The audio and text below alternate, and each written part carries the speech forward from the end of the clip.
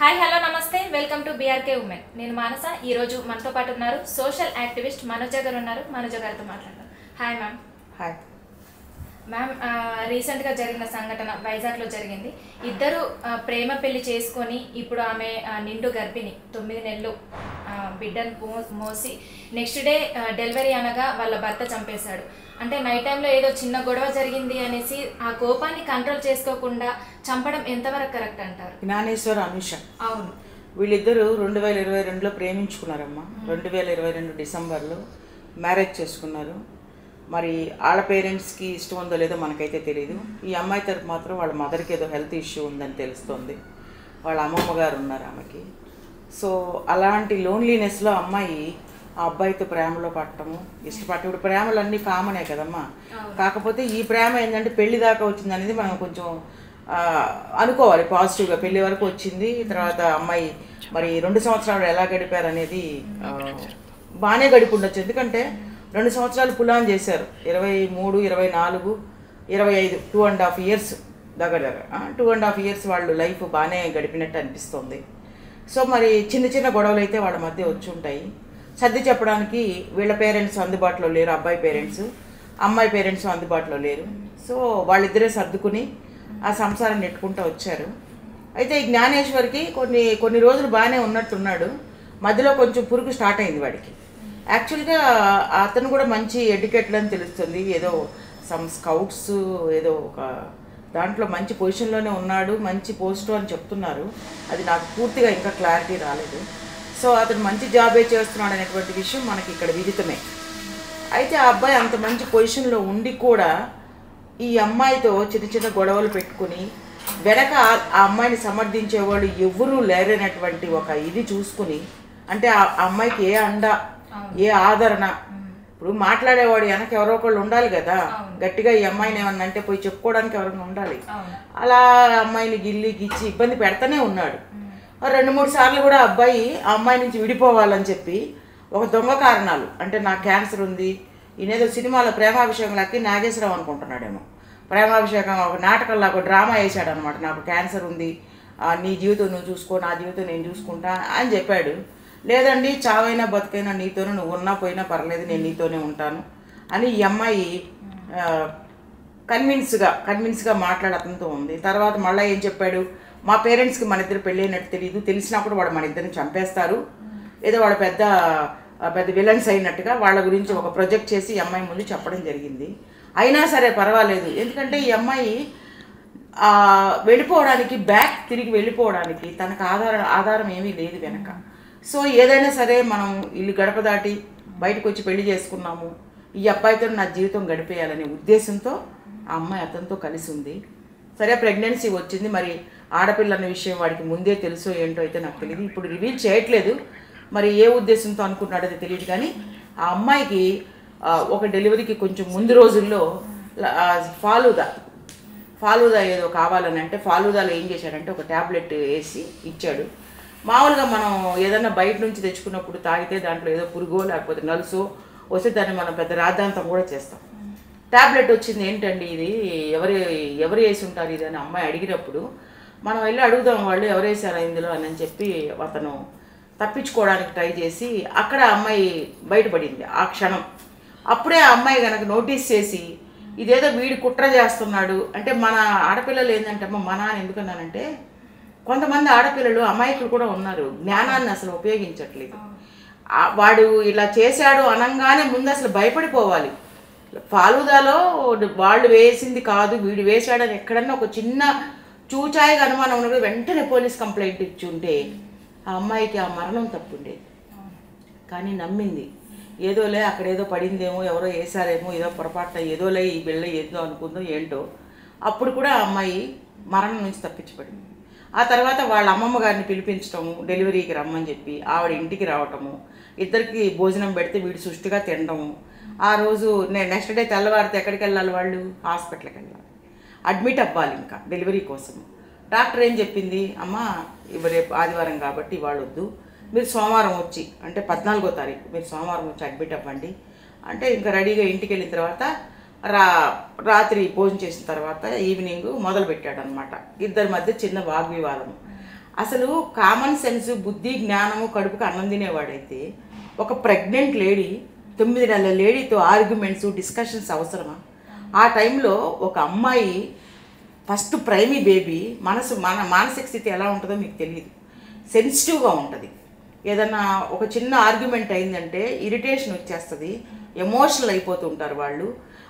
ఆ టైంకి ఆ తత్వం అలా ఉంటుంది. అలాంటి అమ్మాయిని రెచ్చగొట్టి గొడవ పెట్టుకున్నాడు ఆ రాత్రి. వాడికి కూడా కొన్ని ఏదో చిన్న చిన్న గాయాలు, ఏదో ఇద్దరి మధ్య వాగ్వివాదం అయింది.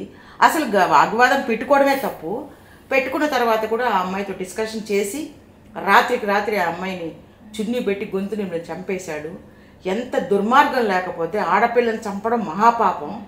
దాంతో తన బిడ్డ, తన ప్రతిరూపం ఆ భార్యలో పెరుగుతుందని తెలిసి కూడా అంత పాశవికంగా ఆ అమ్మాయిని చంపేసి పొద్దునకి కామ్గా ఉన్నాడు. వాళ్ళ అమ్మమ్మ పొద్దున్నే లేపింది, బయటకు వెళ్ళాలి కదమ్మా హాస్పిటల్కి బయలుదేరంటే ఉలుకు పలుకు లేదు.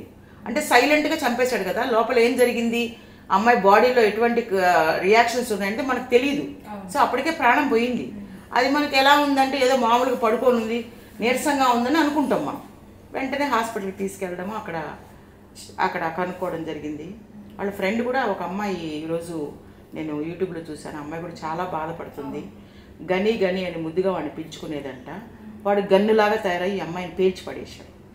ఇంత దారుణమైనటువంటి విషయం అంటే వాడిని ఏం చేసినా పాపం లేదు. ఈ రోజుల్లో అమ్మా ఇలాంటి పనులు చేసినటువంటి దరిద్రులకి, వెధవలకి నిజంగా శిక్ష ఎలా వెయ్యాలంటే సైట్ అండ్ షూట్ చేసి పడేసేయాలి స్పాట్లో.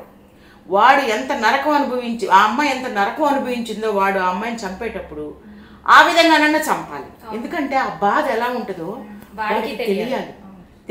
అంటే వాడు అనూషని ఏ విధంగా చంపాడో వాడిని కూడా అదే పందాలన్న చంపాలి.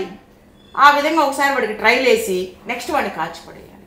ఎంత దుర్మార్గం! తల్లిదండ్రులను అడ్డం పెట్టుకొని. నాకు ఇంకొక అనుమానం కూడా వస్తుందమ్మా, వాళ్ళ పేరెంట్స్ నుంచి కూడా ఏమన్నా వీడికి నువ్వు ఎలాగైనా అమ్మాయిని వదిలించుకొని ఎవరన్నా చెప్పారా అంటే, నేను ఇక్కడ not confirm, I'm not sure, but నాకు ఎక్కడో అనుమానం వస్తున్నాను. వీడు ఏ ధైర్యం చూసుకొని తప్పు చేస్తే రేపు శిక్ష పడుతుందని తెలుసు చంపేస్తే ఎన్ని యూట్యూబుల్లో ఇవన్నీ వస్తున్నాయి కదా, 3వ రోజు పట్టుకున్నారు, 24 అవర్స్లో పోలీసులు ఛేదించారు ఈ విషయాన్ని అని వాళ్ళు చెప్తున్నప్పుడు, చెవుల్లో ఇల్లు కట్టుకొని చెప్తున్నప్పుడు, వీడికి నేను ఈ అమ్మాయిని చంపితే ఈ పాపం నేను చేస్తే రేపు పొద్దున్న నాకు శిక్ష పడుతుంది అనేటువంటి జ్ఞానం లేదా?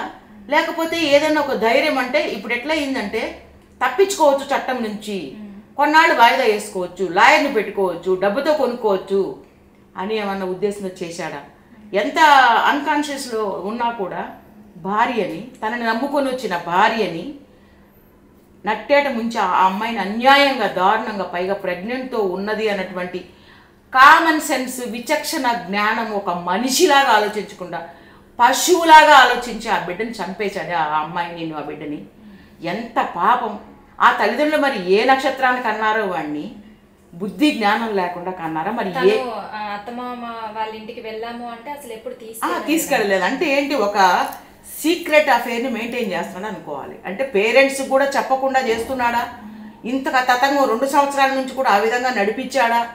వాళ్ళ అమ్మ నాన్నకు తెలియకుండా వీడు ఒక సపరేట్ ఫ్యామిలీ పెట్టి తర్వాత వాళ్ళకి తెలిసి, ఇప్పుడు డెలివరీ అయింది అనుకో, మా ఇద్దరు బేబీ మదర్ ఇద్దరు ఉంటారు కదా, అప్పుడు ఆ బేబీని కూడా నేను బేబీ కూడా పుట్టిందంటే నాకు రెస్పాన్సిబిలిటీ ఎక్కువ అవుద్ది, నేను కుటుంబ బంధాలకు ఫిక్స్ అయిపోతాను. సో ఈ దరిద్రం అంటే వాడి దృష్టిలో ఈ దరిద్రాన్ని నేను వదిలించుకోవాలి, ఈ అమ్మాయి నన్ను పట్టుకుని వేలాడుతుందనే ఉద్దేశంతో ఆ అమ్మాయిని దారుణంగా చంపాడమ్మా.